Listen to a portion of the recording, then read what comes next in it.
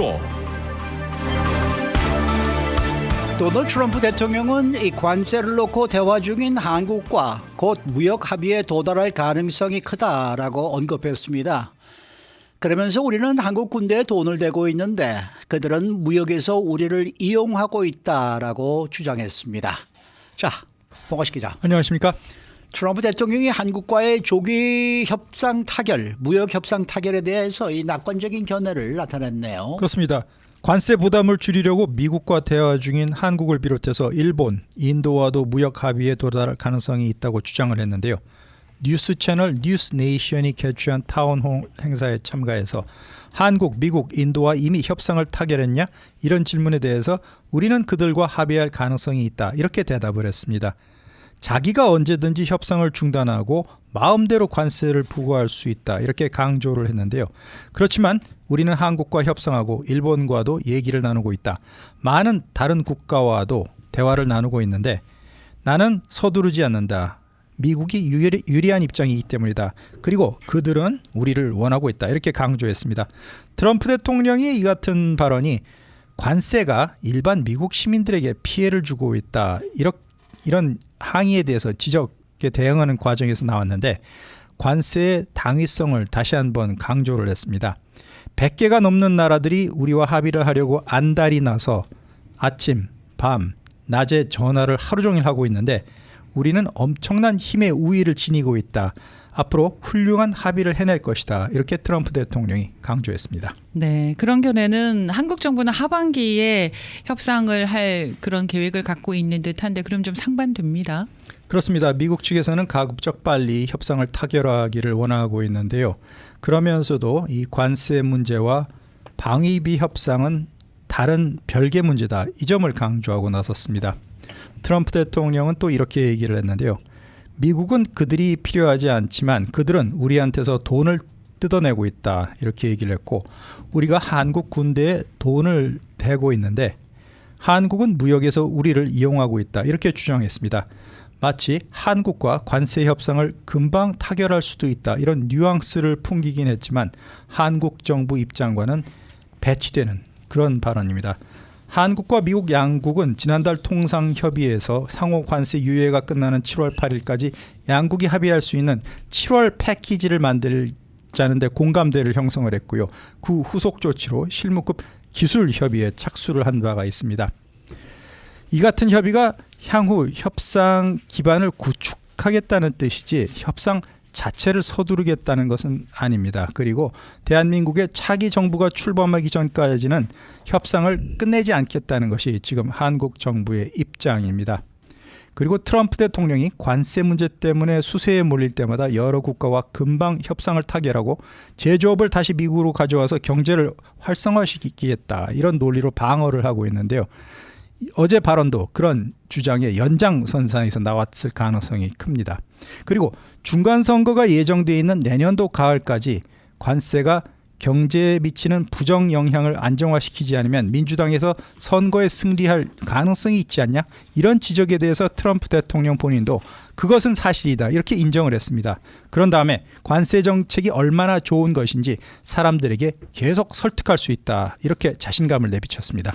근데 저는 솔직히 말씀드렸어. 트럼프 대통령이 지금 어저께 한 이야기들을 이렇게 쭉 설명을 해 주시는데 저는 이해가 잘 안 가요. 이 사람이 하고 싶어 하는 말이 정확하게 무엇을 얘기를 하고 싶어 하는지 그러니까 정확한 포인트를 얘기를 안 하는 것 같아요. 네, 어떤 자료 근거 여기에 바탕을 두고 하는 얘기가 아니라 즉흥적으로 자신이 하고 싶은 그 고집스럽게 좀 그러니까 정확한 자료를 제시하지 않고 자기 생각만 얘기하다시피 하니까 설득력이 떨어진다는 평가가 나오는데 그럼에도 그러니까 불구하고 듣는 사람이 어떻게 해석하느냐에 따라서 이렇게 긍정적일 수도 있고 부정적일 수도 있고 이런 식의 얘기를 계속하고 있는 것 같아요. 그렇습니다. 그것도 이게 일종의 작전인 것 같아요. 트럼프 대통령의. 첫 집권 1기 때도 그런 태도를 보였는데 이 두 번째 취임에서도 4년을 재수하고 다시 취임했는데 달라지지는 않는 것 같습니다. 뭐 그러한 대한 이 어법이 뭐 10년이 지나면 뭐가 달라지겠습니까만은 어쨌든 이분이 지금 한국과의 무역 협상 조기 타결에 대한 지금 낙관적인 얘기를 한 건지 부정적으로 얘기를 한 건지 그것도 저 솔직히 말해서 좀 이건 뭐 번역을 제대로 못해서 그런 건지 저 이해가 좀 안 가요 이게. 네, 트럼프 네. 발언 자체가 애매모호한 맞아요. 구석이 많은 것은 사실입니다. 그래서 오늘 아침 뉴스를 준비하면서도 이걸 어떻게 해석을 해야 되나 사실은 좀 많이 좀 걱정을 좀 했었어요. 머리를 자꾸 굴려야 되는데 이거 아주 힘든 사람이에요. 자, 6개월 전에 이 대통령 선거에서 패배한 뒤에 이 침묵을 지키던 카말라 해리스 전 부통령 드디어 나타나서 트럼프에 대한 공격을 개시를 했네요.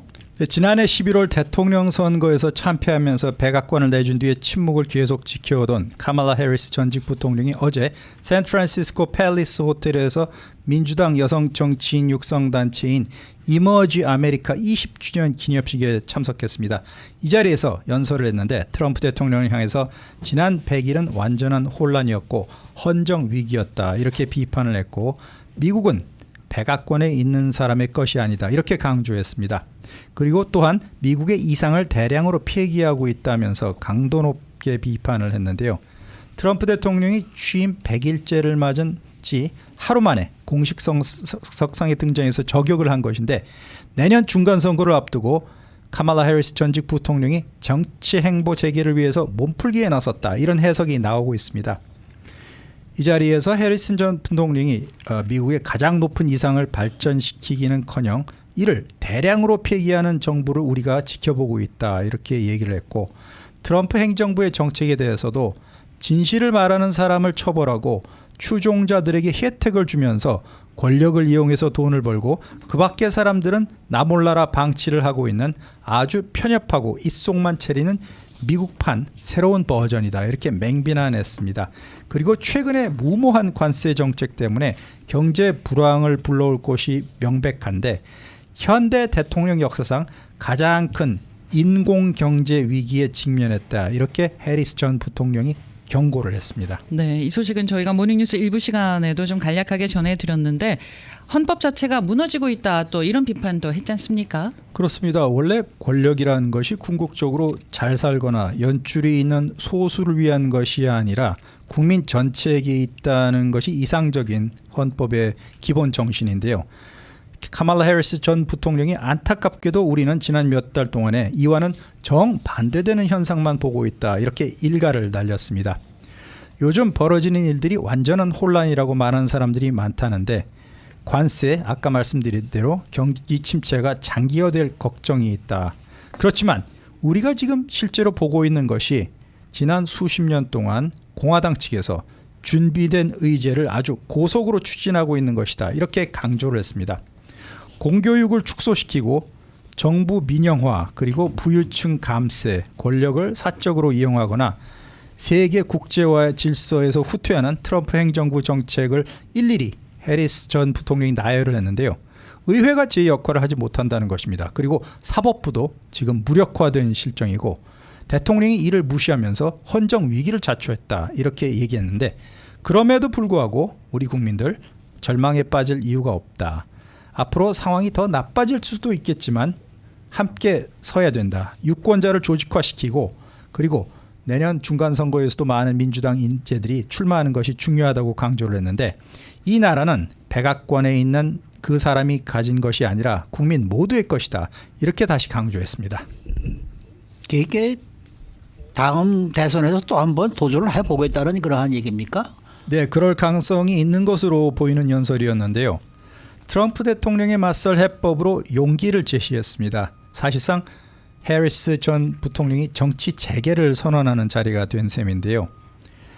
그 공화당 측에서는 누군가를 겁을 준다면 나머지도 위축 효과가 미칠 것이다 이런 생각을 하고 있지만 전염되는 것은 단지 공포뿐만이 아니라 용기도 함께 전염된다 이렇게 얘기를 했습니다. 그리고 하나의 힘을 뭉칠 수 있는 것이 바로 사람들의 목소리인데 의회 소수파가 된 민주당이 트럼프 독출을 막는 데 지금 고전하고 있습니다. 그런 상황에서 해리스가 구심점이 될 수 있다는 역할론이 제기되고 있는데요. 특히 내년도 캘리포니아 주지사 선거에 해리스 전 부통령이 출마할 가능성이 점점 주목을 끌고 있습니다. 지금 주지사인 게빈 뉴섬은 3선 제한 규정에 따라서 퇴임이 불가피한데요. 블룸버그 통신 보도에 따르면 가장 인구가 많은 4천만 명이 사는 캘리포니아의 주지사 자리가 트럼프 대통령에게 대항할 강력한 플랫폼이 될 수는 있겠지만 이게 오히려 2028년 대통령 선거 출마의 걸림돌도 될 수 있다. 이렇게 보도를 했습니다. 그렇지만 어쨌든 해리스 전 부통령이 샌프란시스코 출신이고 여기에서 정치 경력을 시작했고 또 어제 연설을 했던 이머즈 아메리카 역시 2000년대 초반부터 해리스가 캘리포니아 주 검사장 선거를 계기로 성장한 단체이기도 합니다. 그렇기 때문에 정치권 복귀 무대로 해리스 전 부통령이 자신이 친숙한 장소 그리고 친근한 청중을 선택한 것으로 보이고 있습니다. 네. 자, 다음 소식입니다. 미국과 우크라이나가 광물 협정을 체결했네요.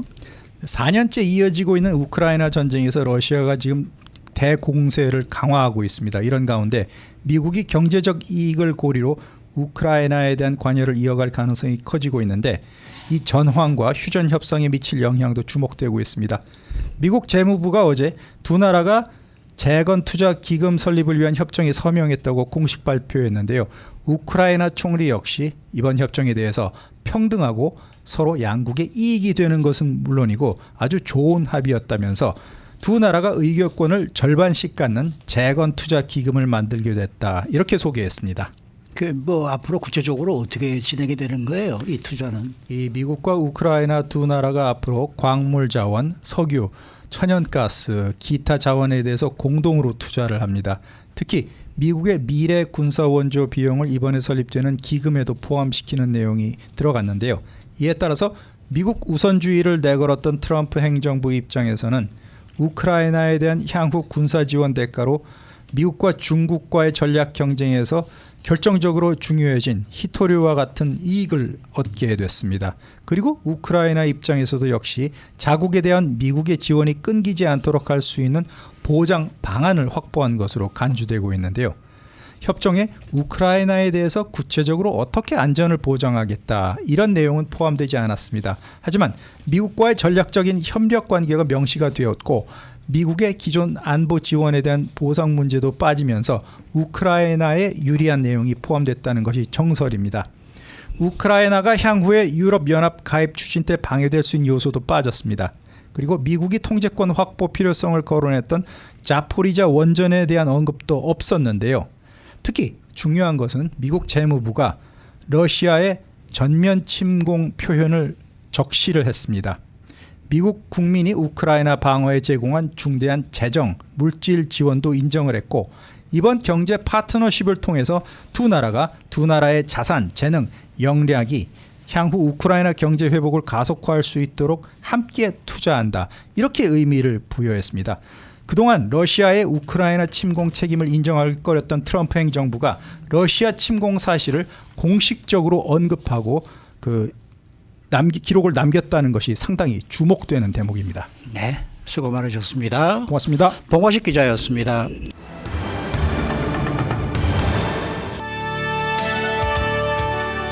이슈 투데이.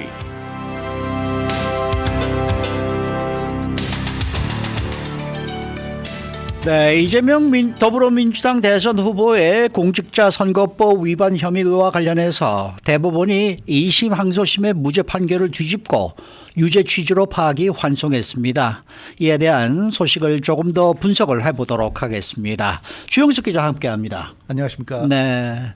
자, 이번에 대법원이 내린 유죄 취지 파기환송 이게 어떤 내용입니까? 뭐 다들 아마 잘 아실 것 같은데요. 파기환송이라는 건 상급심이 원심 판결이 잘못됐다고 판단하는 거죠. 그래서 사건을 원심 법원에 되돌려 보내는 것, 이게 이제 파기환송입니다.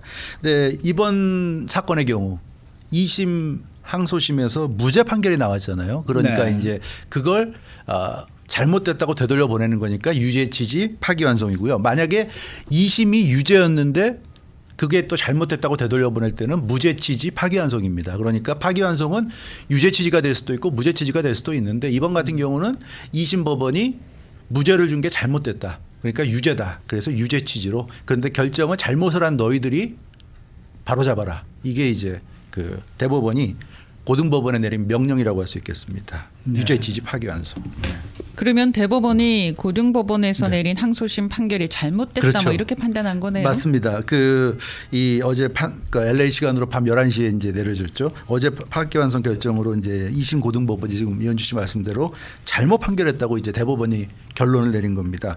뭐 아시는 것처럼 12명 그 노태학 그 선거관리위원장이 선거 관련 이제 업무를 하니까 본인 스스로 회피를 해서 빠졌고 원래 13명이었는데 12명이 판결에 참여해서 12명 중에 10명이 유죄라고 판단했고요. 2명만 소수 의견으로 무죄로 판단했습니다. 그래서 대법원 전원 합의체에서 10대 1라는 압도적인 유죄 결정이 유죄 취지의 결정이 내려졌습니다. 아니 그러니까 결론적으로 보면 유죄가 확정이 된 거네요. 그러니까 사실상 확정이 된 거죠. 형식적으로 보면 아직 그 2심 고등법원에서 확정 판결을 내리지 않았으니까 그걸 기다려야 되지만 그 대법원이 2심 판결이 잘못됐기 때문에 무죄 판결을 내린 2심 판결이 잘못됐으니까 다시 판결하라고 돌려보내서 2심 법원이 이제 판결을 해야 되는데 대법원이 쉽게 얘기하면 야 이거 유죄 맞아. 무죄 아니야. 고등법원 너네 잘못해서 틀렸어. 그러니까 바로 제대로 유죄라고 판결을 내려라.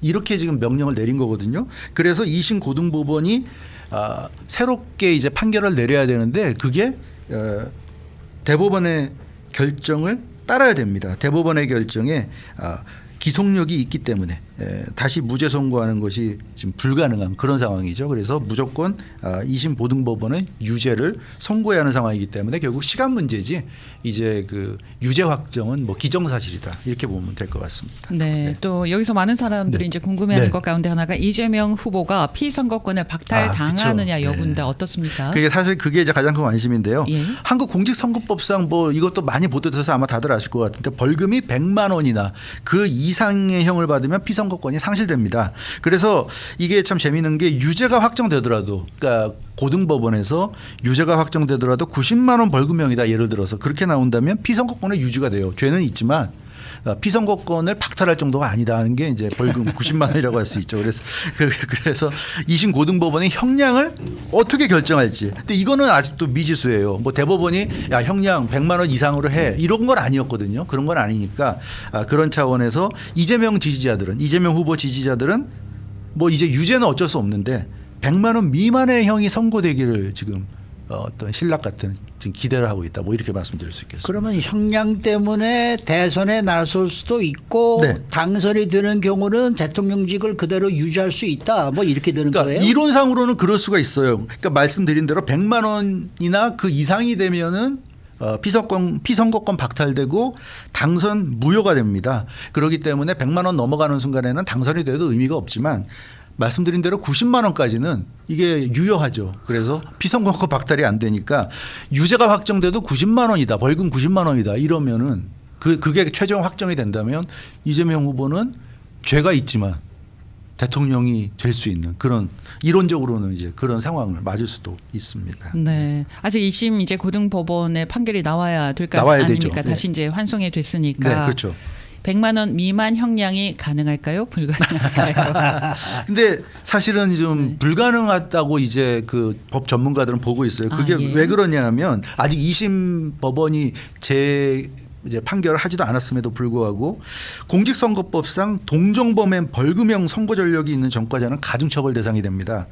근데 이제 이재명 후보는 아시다시피 지금 전과 사범에 선거법상 벌금형 선고를 받은 적이 있어요. 50만 원의 벌금형 선고를 받았습니다. 그러니까 100만 원 이하기 때문에 피선거권이 박탈되지 유죄가 인정됐지만 피선거권 박탈이 안 됐는데 이미 그러니까 50만 원 벌금형을 받은 적이 있는 사람이 또 공직선거법 위반을 했기 때문에 죄질이 아주 나쁜 거죠. 그래서 이런 경우에는 가중처벌을 해야 됩니다. 이걸 안 할 수가 없어요. 그래서 아직 2심 고등법원의 판결이 내려지지는 않았지만 이재명 후보는 가중처벌 대상이기 때문에 100만 원 이하의 판결을 내릴 수가 없다는 게 지금 법조인들의 해석입니다. 이거 그렇게 할 수가 없다는 거죠. 그러니까 최하 지금 1심 법원이 내린 대로 뭐 1년 징역형에 2년 집행유예 같은 그렇게 되면 이제 피선거권 박탈이고 설사 대통령에 당선되더라도 당선 무효가 되는 거죠.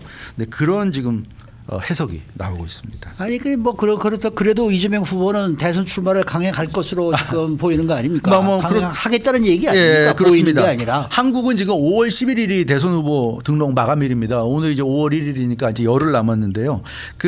사실 대법원이 이렇게 서둘러서 오늘 이렇게 빨리 결정을 내린 거는, 그래서 많은 사람들이 생각하는 거는 민주당에게 기회를 준 거다, 대법원이.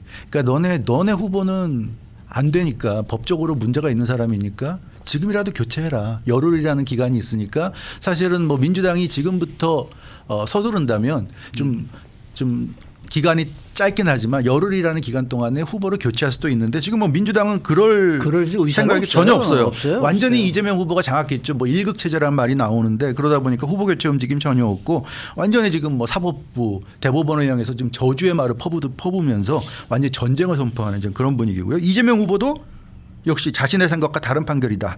국민의 뜻이 중요하다. 이렇게 얘기하면서 사실상 정면 돌파, 대선 출마해서 정면 돌파하겠다는 의지입니다. 그런데 여기에 대해서 이제 일부 사람들이 좀 의아해하는 게, 민주당이 이제 공당이라고 하는데, 아니 이재명 후보 아니어도 다른 사람을 내세워도 충분히 유리하니까 대선에서 승리할 수 있는데, 민주당 입장에서는 후보가 누가 되건 민주당이 승리하면 되는 거잖아요. 근데 왜 이재명이 아니면 안 되냐. 근데 이 부분에 대해서는 민주당에서도 딱히 설명이 없어요. 근데 이재명 후보 개인 입장에서 볼 때 사실은 좀 퇴로가 없는 상황입니다. 왜냐하면 대선 출마 포기하면 바로 사법 처리가 되는 거잖아요. 공직선거법 위반 때문에 피서공무원이 박탈되면서. 그러니까 정치 생명이 끝난다고 봐야 되고요. 여기에 지금 뭐 대장동, 대북송금 재판이 줄줄이 남아있기 때문에 대통령이 되지 않으면 이재명 후보가 버티기가 힘들다. 그래서 이재명 개인으로서는 사실은 이제 자기는 살 길은 대통령이 되는 것밖에 없으니까 버티는 건데, 민주당은 왜 이재명이 아니면 안 되는지 그 부분에 대해서는 민주당이 뭐 설명은 없는 것 같습니다. 네, 상황이 굉장히 복잡해지겠는데 앞으로 어떻게 될 듯 하겠습니까? 그러니까 이재명 후보가 만약에 대선에서 낙선하면 상황은 정리가 됩니다. 대통령이 못 되면 대통령으로서 보호받을 수 있는 뭐 불소추 특권이라든가 이런 여러 가지가 이제 사라지기 때문에 그냥 재판을 받고 재판 결정에 따라가면 되는 거고요. 근데 이제 문제는 대선에 나가서 당선이 되면 그때부터는 이제 굉장히 복잡해집니다. 이 최종 판결이 나기 전에 당선되면 이제 헌법 84조가 변수가 되는데요. 잘 아시다시피 현직 대통령에 대한 불소추 특권 조항인데 이 재판이 변수입니다.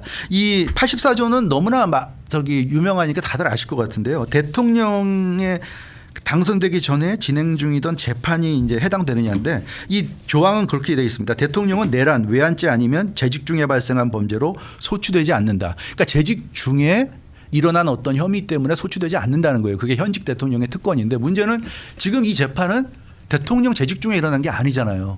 지금 그 후보 대표 시절에 일어난 것이고, 그렇기 때문에 이런 경우에는 그럼 재판이 중단이 되는 거냐, 불소추 특권에 대상이 되느냐 안 되느냐인데, 이게 헌법 84조에는 언급이 없어요.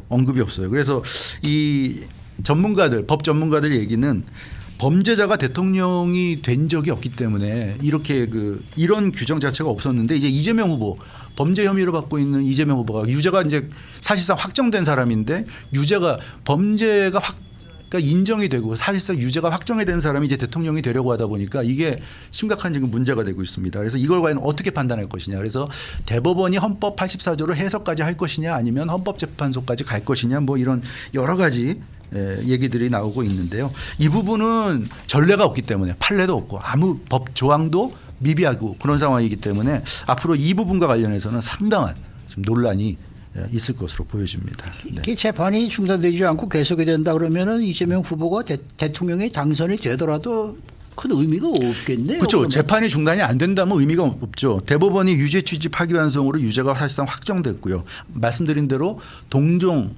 범죄 전과까지 있기 때문에 100만 원 이하로 형량을 줄 수가 없는 상황이에요. 그래서 아마 고등법원에서 다시 재심이 열리게 되면 100만 원 이상의 벌금형 선고가 거의 확실하다는 게 지금 한국 법조계의 시각입니다. 그래서 이 재판을 멈춰야 하는 것이 이재명 후보의 지금 상황이고요. 또 민주당도 그걸 지금 노리고 있는 것 같아요. 재판을 멈추지 못한다면 당선이 되더라도 곧바로 유죄 확정 판결이 나오기 때문에 지금 모든 것이 물거품이 될 수 있다. 피선거권 박탈, 그리고 당선돼도 당선 무효가 되기 때문에 대통령 당선 자체가 인정되지 않게 됩니다. 그래서 한국은 그렇게 되면 대통령 선거를 다시 해야 하는 참 상상하기 어려운 그런 상황을 지금 맞을 수도 있습니다. 네, 그럼 이재명 후보는 2심이 진행되는 걸 막아야만 막아야. 되는 네, 그런 상황이 그렇죠. 됐는데 네. 뭐 또 다른 방법이 따로 있을까요? 그래서 그 헌법재판소의 헌법 84조를 근거로 해서 2심 재판이 중단돼야 한다고 심판을 제기할 가능성이 높을 것 같아요. 2심에서 말씀드린 대로 100만 원 이상 유죄 판결이 나고 대법원 심리가 재개되면 그때 아마 대법원이 확정 판결 나기 전에, 그러니까 이재명 후보가 이제 그 피고인이잖아요. 그러니까 고등법원에서 100만 원 이상의 형이 확정되면 다시 대법원까지 또 재상고를 할 수 있고, 대법원에서 심리 제기할 때 바로 헌법재판소에 권한쟁의를 또 신청할 수 있습니다. 그래서 그렇게 되면 헌재가 헌법 84조 불소추 특권을 근거로 해서 2심 재판 중단을 결정을 만약에 내려준다면, 그러면 이제 이재명 후보가 당선될 경우에 대통령직을 유지할 수 있다. 이런 시나리오는 지금 가능한 또 상황입니다. 그러니까 뭐 100만 원 이상의 벌금이 나오고 네. 또 이재명 후보가 당선이 되고 이렇게 된다 그러면 결론적으로 헌법재판소로 가는 거네요. 그러니까 그게 그러니까 헌법 84조니까 헌법 조항이니까 헌법재판소로 가야 된다고 많은 사람들이 그 전문가들이 생각을 하는데, 일각에서는 대법원이 이 정도는 자기들도 해석해서 최고 법원이고 뭐 우리가 헌법 모르는 것도 아니고 그렇게 할 수 있다고 그러는데, 그거는 어떻게 될지 모르겠어요. 지금 그래서 대법원이 그냥 84조 해석까지 다 해버릴 건지 헌법재판소까지 갈 건지. 이재명 후보 같은 경우는 당연히 끌고 가려고 그럴 거고요. 헌법재판소, 대법원은 이번 판결 나온 거에서 아실 수 있듯이 10대이잖아요. 그러니까 대법원 가면은 희망이 없죠. 이재명 대표는. 그러니까 어떻게 하든지 헌법재판소로 끌고 가려고 할 것으로 보여지는데, 과연 그게 대법원과 헌법재판소에도 다툼이 있지 않을까, 이런 또 예측을 해볼 수 있을 것 같습니다. 네. 뭐 이번 대선 결론적으로는 뭐 아주 극단적인 대결로 가겠네요. 네, 그렇습니다. 지금 뭐 민주당은 사실상 지금 전쟁을 선포한 것 같고요. 지금 뭐 민주당 수많은 의원들이 뭐 페이스북이나 X나 뭐 인스타그램에 굉장히 좀 험한, 아주 뭐 대법원이나 사법부를 상대로 너무 험한 말들을 지금 거의 막말 수준의 말들을 지금 쏟아내고 있습니다. 그리고 뭐 의총이 열려서 격앙된 분위기고, 뭐 최상목 그 탄핵안을 통과시켰는데 최상목 경제부총리가 좀 전격 사임했죠. 그래서 5월 2일부터 한국 시간 5월 2일부터 이주호 교육부총리가 이제 권한대행 역할을 맡게 됐는데, 이거 뭐 보면은 민주당도 나름대로 여러 가지 생각하는 것 같아요. 이렇게 계속 탄핵을 해가지고 국무회의 자체를 열리지 못하게 하고, 국무회의가 안 열리면 거부권에서 안 되잖아요. 그럼 민주당이 절대 다수당을 갖고 있기 때문에 국회에서 계속 법을 만들어내겠다. 이재명 후보를 방탄할 수 있는 법을 만들어내겠다. 그래서 설사 고등법원 대법원에서 불리한 판결이 내리려고 하더라도 그걸 못 내리게 막겠다. 이게 지금 민주당의 계산인 것 같은데, 와, 이거는 진짜 정말 초유의 상황이고요. 이런 거는 정말 상상도 못했던 일인데, 앞으로 한국 상황이 정말 어떻게 될런지 네. 궁금한 상황입니다. 네, 오늘 수고 많으셨습니다. 주영석 기자였습니다.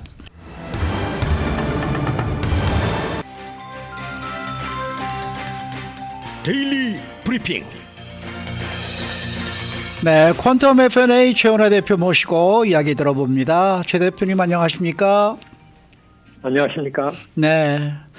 자, 어제 1분기 경제 성장률이 발표가 됐는데 이게 마이너스로 나왔습니다. 역성장했다라는 그러한 이제 보도가 나오면서 또 물가 지수는 또 큰 폭으로 또 올랐거든요. 이렇게 되면은 뭐 스태그플레이션이 우려된다 뭐 이런 이제 보도들도 나오고 있는데, 어제 이 발표된 이 경제 수치에 대해서 어떻게 얘기를 하시겠습니까?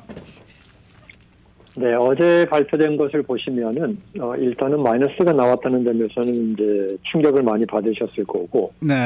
첫 번째 발표되는 순간에는 월가도 좀 충격을 받았던 모습을 보여주었죠. 네. 그런데 하루를 지나면서 월가가 안정을 찾았고 오늘도 상당히 그 강한 긍정성을 표시하고 있는데요.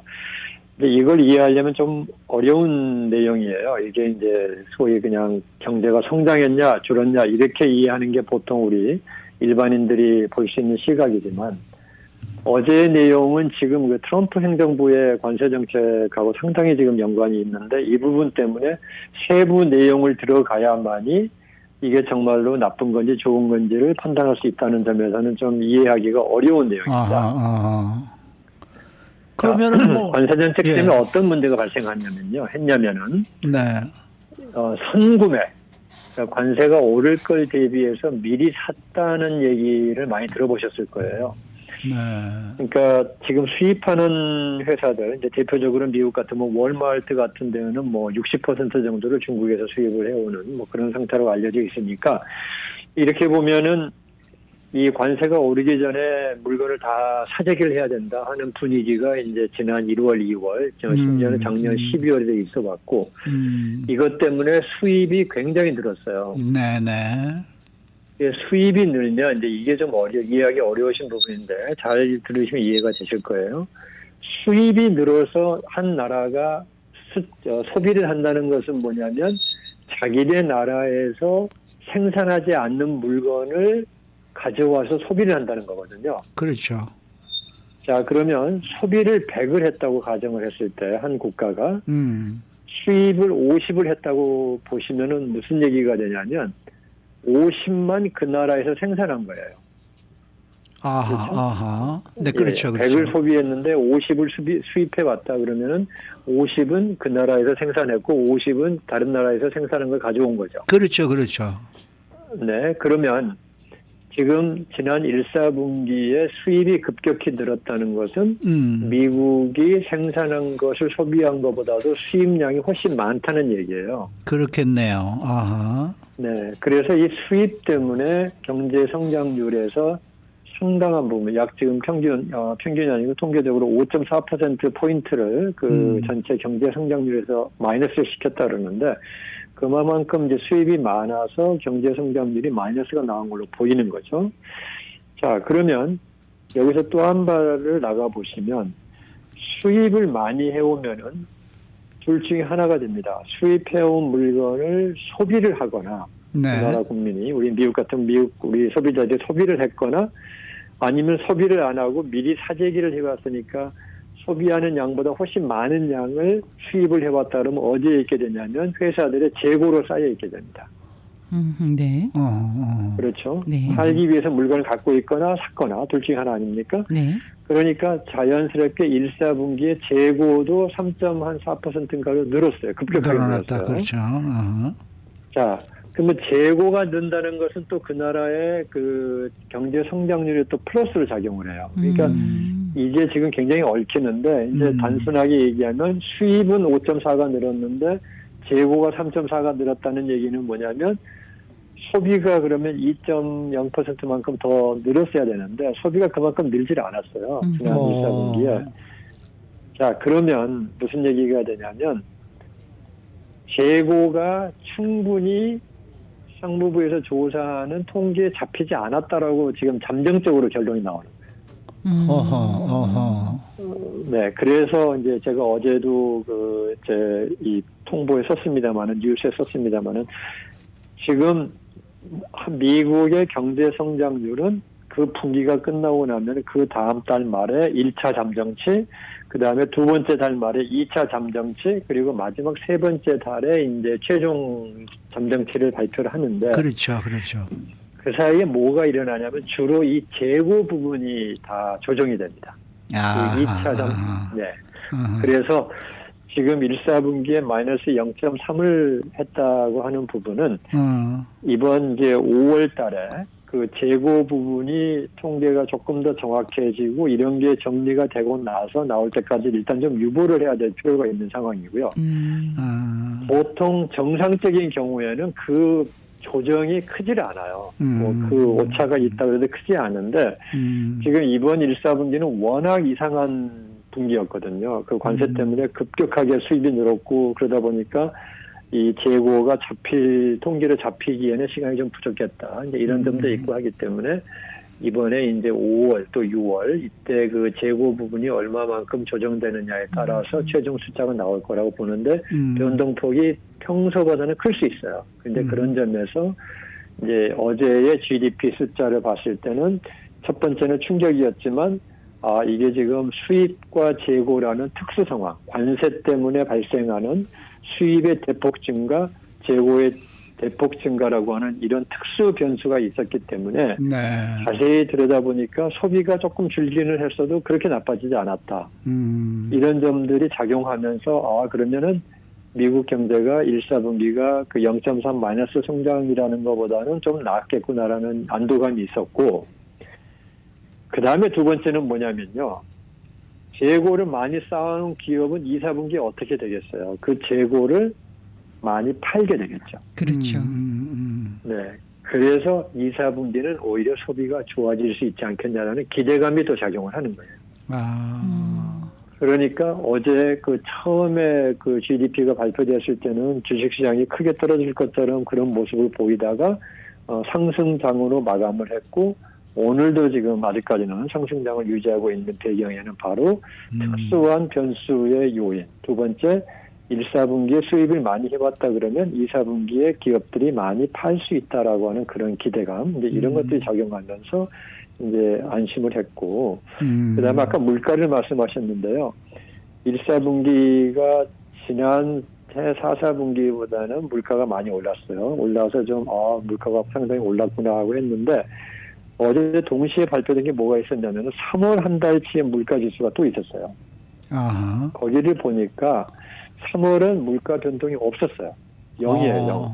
0. 그러니까 1, 4분기에 물가가 많이 올랐다고 하는 것은 1월과 2월에 많이 올랐고 3월은 0이 됐기 때문에 3월 한 달만 놓고 보면은 이제는 관세라고 하는 그런 것 때문에 나타날 수 있는 효과가 3월에는 많이 이제는 안정이 되지 않았냐라고 또 그렇게 추정이 되는 거예요. 그래서 어제에 있었던 GDP 발표와 3월의 그 소비자 물가지수 이런 발표들을 보면서 이게 예상했던 것보다는 나쁘지 않다. 이제 이런 식의 결론이 났다라고 평가를 하고 있습니다. 그렇게 된다 그러면은 지금 1분기 수치보다는 석 달 후에 2분기 수치가 어떻게 될 것인가가 훨씬 더 중요하겠네요. 네, 그렇게 지금 전반적으로 보고 있죠. 왜냐하면 1분기가 이제 그런 그 변수가 많았고, 근데 이제 1분기 때 관세에 대한 얘기는 많이 얘기가 나왔지만 실제 집행되고 이런 부분들은 1, 4분기에는 그렇게 많지는 않았었거든요. 글쎄 말이죠. 되게 유예하고 이랬으니까. 그리고 이 관세 정책으로 인한 영향을 받기에는 시간이 좀 짧았었어요. 그래서 말씀하신 대로 이제 많은 그 경제 전문가들이 2, 4분기 때부터 제대로 경제에 대한 평가가 이루어지는데 트럼프 행정부의 경제 정책의 성적표는 2, 4분기 때부터 시작된다라고 생각을 하는 겁니다. 네. 그러면은 트럼프 대통령이 SNS를 통해서 이 수치는 나하고 관계없어. 이거는 바이든 전 대통령 때 수치지 나하고는 관계없는 수치야라는 주장이 일리가 있네요. 일리가 있지만은 조금 저는 좀 그 트럼프 대통령이 걱정이 되는 게 뭐냐면은 바이든 대통령 때 결과라고 1, 4분기를 이렇게 책임을 돌림으로 해서 1, 4분기가 나쁘다는 것이 바이든 행정부의 탓이다라고 얘기를 한 것까지는 좋은데요. 만약에 다음 달부터, 그러니까 이번 달 말 다음 달에 가가지고 1, 4분기 결과가 상향 조정이 되면서 나쁘지 않은 걸로 나오면 그때는 어떻게 얘기할지 좀 불가능합니다. 네. 그리고 충분히 말을 바꿀 수 있는 부분이잖아요. 네네. 네. 그 다음에 또 한 가지 트럼프 대통령의 그 바이든 행정부에 대한 책임론이 이제 문제가 있는 건 뭐냐면 1, 4분기에 이 많은 교란 변수가 다 트럼프 대통령의 관세 정책 때문이라고 봐야 되거든요. 그러니까 그 부분에 이 특별 변수가 없었으면은 1, 4분기는 작년 4, 4분기에 그 2.4% 성장률보다는 낮아질 걸 예상을 했지만 그렇게 나빠지지 않았을 거라고 지금 거꾸로 역산이 되기 때문에 그것을 본인이 바이든 행정부의 결과물이다라고 얘기하는 것은 조금 무리가 있지 않나 이렇게 보입니다. 네. 자, 트럼프 대통령이 관세에 저렇게 이제 집중을 하고 있는 거는 무역 적자 때문이다, 재정 적자 때문이다, 이제 이렇게 얘기를 하고 있는데요.